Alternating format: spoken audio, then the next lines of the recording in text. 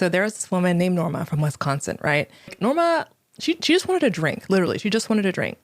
So one day she goes to her local liquor store to go get some adult beverages, and she gets her items, goes to check out, and the cashier stops her and he's like, "Hey, Norma, sorry, but I can't sell this to you. I can't legally sell this alcoholic beverage to you." And Norma's like, "Haha, you're so crazy. You're so silly. What, you need to see some ID?" Because Norma's in her 50s and she's kind of a regular at that store. And so he's like, he's not really laughing. So she's like, "What's going on? Like, what do you mean you can't sell this to me?" And the cashier goes and points over to the sign on the door. So Norma walks over to the sign, and that's when she finds out that the police chief has put her on a list of excessive drinkers. She's honestly the only person on that list as of that moment, but they list her as an excessive drinker. And it says that no establishment, no business is allowed to sell her alcohol. Apparently, Wisconsin was having a problem with alcoholism and excessive drinking. So they decided to pass a law that would allow government officials to designate certain people as excessive drinkers, and businesses would not be allowed to sell these excessive drinkers alcohol for an entire year. Of course, Norma didn't know about this law. She found out, which is kind of honestly pretty embarrassing, right? Like, she found out with everybody else. Everyone else also found out that she was an excessive drinker. So they put her on a public list, like everyone can see this. So basically, she's banned from buying alcohol within her city. And the sign was posted everywhere, on every single liquor store, grocery store, bar. No one could sell to her. Norma felt like she was in like the Twilight Zone. She was like, "What the hell is this?" And she goes over to try to get it, get them to take away this restriction, but the police chief refuses to do it. Norma is understandably so pissed. She's like, and she's thirsty. She's thirsty. You know what I'm saying? She's like, if the law is not going to allow me to buy alcohol, then either the law needs to change or I need to move. And I'm not moving.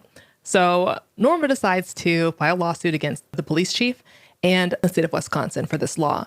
She argues that this law violates her constitutional right to due process. The 14th Amendment is the due process clause of the United States Constitution.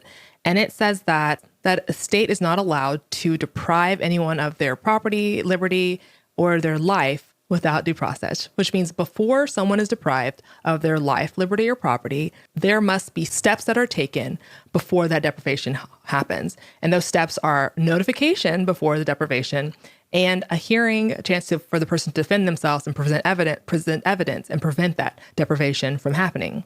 And there's a process due to that person before that property, liberty, or life is taken away.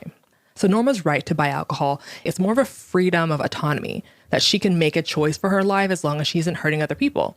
And kind of the right to privacy, like mind your own fucking business. Government, if I want to drink a drink, mind your business.